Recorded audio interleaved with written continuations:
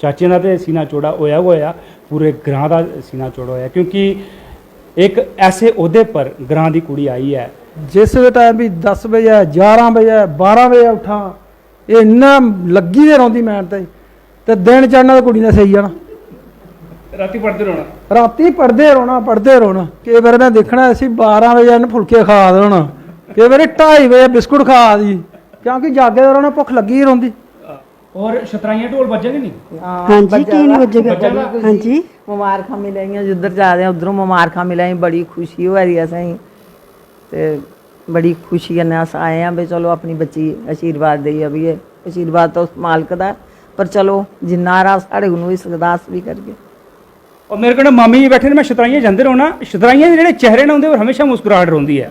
नमस्कार दोस्तों, तुस दिक्खा दे जम्मू ट्रिब्यून और मैं अजय सलाथिया, मेरा सारें गी जयदे ते राम राम। दोस्तों आखदे ने जिसलै बच्चा पढ़ी लिखियै नौकर होई जा ना ते घर मेला लग्गी जंदा। मैं तुसें सनाई ओड़ां, अज्ज मैं पुज्जे ना भारती सलाथिया दे घर, जो कि प्रोसिक्यूटिंग ऑफिसर लगी है, और बड़ी खुशी आह्ली गल्ल है इस ग्रां आस्तै।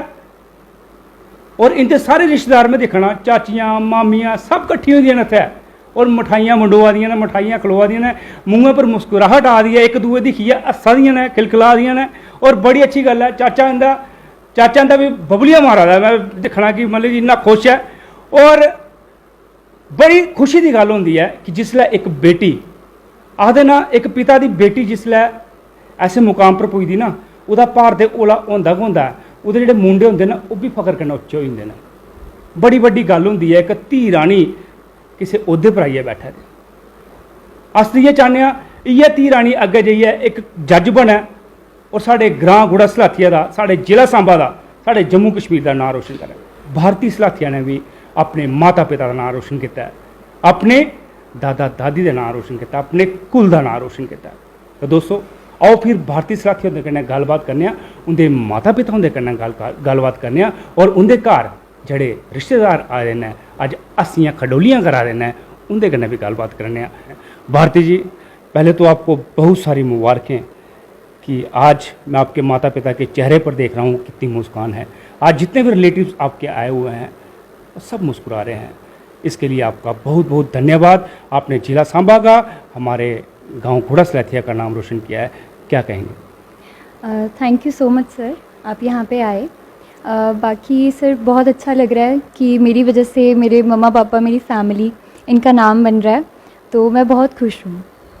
अच्छा भारती जी, आप हमें अपनी जर्नी के बारे में बताएंगे कि जो आपने एजुकेशन जो स्टार्ट की थी वो कहाँ से की थी? जी सर, मेरी स्कूलिंग जो है वो केंद्रीय विद्यालय सांबा से हुई है। उसके बाद सर मैंने जो है वो बीएससी की थी मेडिकल में जीडीसी सांबा से। सर फिर उसके बाद मुझे थोड़ा लॉ में इंटरेस्ट आया, क्योंकि मेरी एक फ्रेंड थी वो डोगरा कॉलेज में पढ़ती थी, तो उसके थ्रू जो है मैं इस फील्ड से इंट्रोड्यूस हुई और मुझे ये फील्ड जो है इसमें इंटरेस्ट आया। और फिर मैंने सर एडमिशन ली 2018 में अपनी बीएससी कंप्लीट होने के बाद department of law, university of Jammu. And sir 2022 में मेरी जो ये है एलएलबी ये कंप्लीट हो गई। तो सर उसके बाद फिर जैसे ये कंप्लीट हुई, मैंने कुछ देर जो है जम्मू हाई कोर्ट और डिस्ट्रिक्ट कोर्ट जो है जम्मू में, वहाँ पे कुछ देर जो है प्रैक्टिस की थी under advocate Jasbir Singh Jasrotia sir ji के अंडर। तो सर वहाँ से भी थोड़ी हेल्प हुई, क्योंकि जो मेरे सर थे वो हमेशा ऐसे कहते थे कि उन्हें पता था कि मुझे कॉम्पिटिटिव एग्ज़ाम देने हैं, तो वो हमेशा से कहते थे कि आप जब भी कोर्ट में फ्री बैठे होते हो तो हमेशा कुछ ना कुछ पढ़ते रहा करो, हमारे बेयर एक्ट्स होते हैं। तो वो हमेशा मुझे कहते थे कि बच्चे आपके हाथ में मुझे हमेशा बेयर एक्ट दिखना चाहिए। तो उनकी वजह से मेरा थोड़ा सा बेयर एक्ट रीडिंग में जो है वो थोड़ा हैबिट बना। एंड मैं कोर्ट में फ्री टाइम जब होता था मेरे पास, तो मैं बेयर एक्ट रीड करती थी, कुछ नहीं समझ आता था, तो वहाँ पे जो सर होते थे, सीनियर्स थे 2-3, उन लोगों को मैं पूछती थी एंड वो लोग समझाते थे। एंड सर उसके बाद फिर ये एग्ज़ाम की नोटिफिकेशन आ गई नवंबर में। एंड इसके बाद फिर सर जनवरी 29 को हमारा इसका प्रीलिम्स का एग्ज़ाम हुआ। प्रीलिम्स का एग्ज़ाम होने के बाद सर आई गेस मार्च में हमारा रिज़ल्ट आया था। उसके बाद फिर मैंने अपनी मेंस की जो प्रिपरेशन थी वो शुरू करी, क्योंकि थोड़ा सा कम टाइम था, तो वहाँ से मेरी जो मेंस की जर्नी है वो शुरू हुई। एंड सर मई में हमारे मेंस के एग्ज़ाम्स हुए। मैं 7 to 8 एग्ज़ाम्स होते हैं हमारे मेंस में। जैसे सर वो हुए उसके बाद सर 1 महीने में हमारा रिज़ल्ट आ गया अगस्त एंडिंग में। And sir after that on 6 सितंबर मेरा जो है इंटरव्यू श्रीनगर में था, तो वो इंटरव्यू दिया एंड सर 15 को रिज़ल्ट आ गया और सर वो फेवर में था, तो मैं बहुत खुश थी। बाकी सर कुछ चीज़ों में मुझे लगा, जब रिज़ल्ट देखा मैंने, कुछ चीज़ें हैं, अभी फर्स्ट अटेम्प्ट था तो इतना मतलब इतना मेंस राइटिंग में इतना प्रैक्टिस नहीं था मेरा, पर मैं कोशिश करूँगी कि आगे के जो एग्ज़ाम्स होंगे उनमें मैं और ज़्यादा मेहनत करूँ और ज़्यादा अपने राइटिंग स्किल्स पे जो है वो वर्क करूँ। एंड बस सर। भारती जी, कभी ऐसा दिमाग में आया पता नहीं हो पाएगा या नहीं हो पाएगा, कहीं रह ना जाए? और क्या ये आपकी पहली अटैम्प्ट थी? इससे पहले आपने किसी और में ट्राई किया, किसी और फील्ड में? नहीं सर इससे पहले तो किसी और फील्ड में ट्राई नहीं किया। लॉ में इंटरेस्ट था सर, ये था कि हाँ कुछ ना कुछ तो इस फील्ड में, मैं भरोसा था कि कुछ ना कुछ शायद फर्स्ट अटैम्प्ट था, ये था कि फर्स्ट में नहीं होगा तो सेकंड में हो जाएगा। और ये चीज़ थी कि अगर इन केस अगर नहीं भी होता है तो सर अगर पढ़ाई की है इस फील्ड में तो वो वेस्ट नहीं जाएगी, कभी भी हमने मेहनत की होती है वो हमारी वेस्ट नहीं जाती है। तो मुझे था कि ठीक है कोई बात नहीं, अगर नहीं भी हो पाएगा, अगर मैं कोई कॉम्पिटिटिव एग्ज़ाम नहीं भी क्लियर कर पाती तो कोई बात नहीं, वो लिटिगेशन कर लूँगी। तो सर उसमें था कि उसमें भी तो ये हेल्प ही होगी, जो मैंने मेहनत करी है कहीं पे भी वेस्ट नहीं होगी। तो सर वो भरोसा था, बट सर भगवान की दया से पहले ही अटेम्प्ट में हो गया। भारती जी, आप हमें बताएंगे उन आने वाली जनरेशन के लिए क्या एक संदेश है? सर देखिए, मेरे हिसाब से अगर हम हार्ड वर्क करते हैं तो हमें कभी ना कभी उसका फल तो ज़रूर मिलेगा। बाकी सर अगर फेलियर भी आता है तो मुझे ऐसा नहीं लगता कि हमें उसको लेके हमें ज़्यादा देर उदास बैठना चाहिए, क्योंकि मेरा हमेशा से एक ही मानना था कि अगर आपको फर्स्ट अटेम्प्ट, सेकंड अटेम्प्ट या अगर गलती से भी मतलब अगर नहीं हो पाता आपसे कोई एग्ज़ाम क्लियर, तो फिर भी सर अगर हमने मेहनत की है, हमने जो वो पढ़ाई की है, जो इतना स्ट्रगल हमने किया, वो कहीं ना कहीं हमें ज़रूर काम आएगा। एंड सर मैं बच्चों के लिए बस यही बोलूँगी कि जो लॉ या किसी भी फील्ड के लिए प्रिपेयर कर रहे हैं, एंड स्पेशली अगर JKPSC के एग्ज़ाम्स के लिए प्रिपेयर कर रहे हैं, तो मैं उनको यही बोलूँगी कि जो चीज़ें शायद मेरी प्रिपरेशन, मेरी जर्नी में थोड़ी लैक हुई हैं, ऐसा मुझे लगता है, तो सर मैं यही बोलूँगी कि सबसे ज़्यादा प्लीज़ आप अपनी मेंस की जो प्रिपरेशन है उस पर फोकस कीजिए, अपनी मेंस की प्रिपरेशन पे जो है वो फोकस कीजिए, क्योंकि मेंस राइटिंग जो है वो बहुत मुश्किल काम है। वहाँ पे बहुत बड़े बड़े पेपर होते हैं, तो आपका पेपर ऑन टाइम कंप्लीट भी नहीं हो पाता है। ऐसा मेरे साथ हुआ कि एग्ज़ाम आता था लेकिन फिर भी मैं क्वेश्चंस कंप्लीटली अटेम्प्ट नहीं करवाई वहाँ पे। बट मैं यही बोलूँगी कि अगर आपके कॉन्सेप्ट्स क्लियर हैं तो आपका प्रीलिम्स और इंटरव्यू तो आपका बहुत अच्छा हो जाएगा, मतलब आप बहुत अच्छे से वहाँ पे परफॉर्म कर सकते हो। लेकिन आपकी जो मेंस की प्रैक्टिस है वो बहुत ज़रूरी है, क्योंकि मेंस के ही नंबर सबसे ज़्यादा होते हैं। तो सर मुझे ऐसा लगता है कि सबसे ज़्यादा हमें वहाँ पे वर्क करने की ज़रूरत है, अपनी मेंस राइटिंग पे। जो बच्चे अभी लॉ, जिनका अभी लास्ट ईयर लॉ का है, मैं उनको यही बोलूँगी कि आप वेट मत कीजिए कि नोटिफिकेशन आएगी उसके बाद हम तैयारी करेंगे। आप साथ साथ ही जो है वो प्रिपरेशन शुरू कीजिए एंड मेंस की राइटिंग थोड़ा लिख के जो है वो तैयारी कीजिए, ताकि आपको वहाँ पे प्रॉब्लम ना आए। तो सर मैं यही बोलूँगी। और सर अगर कभी फेलियर, अगर वैसा कुछ होता भी है तो डिसअपॉइंट ना होइए, दोबारा से मौका मिलेगा, कभी ना कभी तो सफलता मिल ही जाएगी। मेरे कन्नै भारती दे माता पिता बैठे ने। चाचू जी आखदे ना पिट्ठी पर आखदे लद लईए बच्चे दी हुंदी है जेह्ड़ी, एक बड़ा भार होंदा है, जिम्मेवारियां दा भार होंदा है एक बहुत बड़ा। और जिसलै बच्चे उस जिम्मेवारी पर खरे उतरदे न ते एक सकून मिलदा है कि मैं जिन्नी मेहनत कीती ही, मिगी जिन्नी रगड़ां लगियां हियां, जिन्ने पसीने आए हे, अज सब ठीक होई है, सब पूरा होई है, सारी मेहनत जेह्ड़ी है भल्ले पई। सानू बड़ी खुशी हुई इन्हें इत्थे तक इस मुकाम तक पहुंची है। ਇਹਦੇ 'ਚ मैं चाहना कि सारे बच्चे इसी तरह भारती तरह रोशन ना करन और सारे बच्चे जड़े ठीक ठाक मेहनत करन, बल्कि अपने कुला दा नाम रोशन करन और कड़ी मेहनत करन। भारती उनके पिता का बोलना है कि मैं चाहना कि हर बच्ची भारती अंगर मेहनत करे और हर बच्ची भारती अंगर गै अपने माता पिता का मान सम्मान बढ़ा। मैं आखनी कि इस बच्ची ने बड़ी मेहनत की और अगे वास्ते भी सारियां बच्चियां आईयां मेहनत करन ਤੇ ਭਗਵਾਨ ਸਾਰਿਆਂ ਦਾ ਸਾਥ ਦਿਆ, ਸਾਰੇ ਮਿਹਨਤ ਕਰਨ ਔਰ ਇਸ ਕਾਬਲਿयत ਚ ਹੋਣ ਖੜੇ ਔਰ ਆਪਣੇ ਗੂੜੇ ਸਾਥੀਆਂ ਨਾਂ ਰੋਸ਼ਨ ਹੋਇਆ। ਅੱਜ ਬੜੀ ਖੁਸ਼ੀ ਹੋਆ ਦੀ ਕਿ ਤੁਸੀਂ ਸਾਡੇ ਘਰ ਆਏ ਹੋ ਔਰ ਆਪਣੇ ਘਰਾਂ ਦਾ ਨਾਂ ਇਹਨੇ ਰੋਸ਼ਨ ਕੀਤਾ ਔਰ ਸਾਰੀਆਂ ਬੱਚੇ ਇਹਦੇ ਤਰ੍ਹਾਂ ਗੇ ਮਿਹਨਤ ਕਰਨ ਔਰ ਕਾਮਯਾਬੀ ਹਾਸਲ ਕਰਨ। ਮਾਂ ਪਿਓ ਦਾ ਫਰਜ਼ ਸਮਝਾਉਣਾ ਤੇ ਬੱਚੇ ਸਮਝੀ ਜਾਣ ਤਾਂ ਠੀਕ ਹੈ ਇਸਨੇ ਸਾਡੀ ਗੱਲਾਂ ਹੀ ਸਮਝੀ ਲਿਆ ਕਿ ਠੀਕ ਹੈ ਮੈਂ ਪੜ੍ਹਾਈ ਵਾਲ ਕੇ ਧਿਆਨ ਦੇਣਾ ਨਹੀਂ ਹਨੀ ਤੇ ਠੀਕ ਹੈ ਕਾਮਯਾਬੀ ਪਾਈ ਜੇ ਇਹਨੇ ਸਾਡੀ ਗੱਲ ਉੱਪਰ ਅਸਰ ਕੀਤਾ ਤਾਂ ਕਾਮਯਾਬੀ ਅਸੀਂ ਮਿਲੀ ਗਈ ਤੇ ਜੇ ਨਹੀਂ ਅਸਰ ਕਰਦੀ ਤਾਂ ਫਿਰ ਹਨੀ ਆਪਣੀ ਕਾਮਯਾਬੀ ਨੇ ਖੁਦ ਹਾਸਲ ਕੀਤੀ। क्या बिल्कुल सही गलाया ने कि माता पिता की गलबात का मान रखे उनकी गल मन गए तो कदी खता नहीं खागे।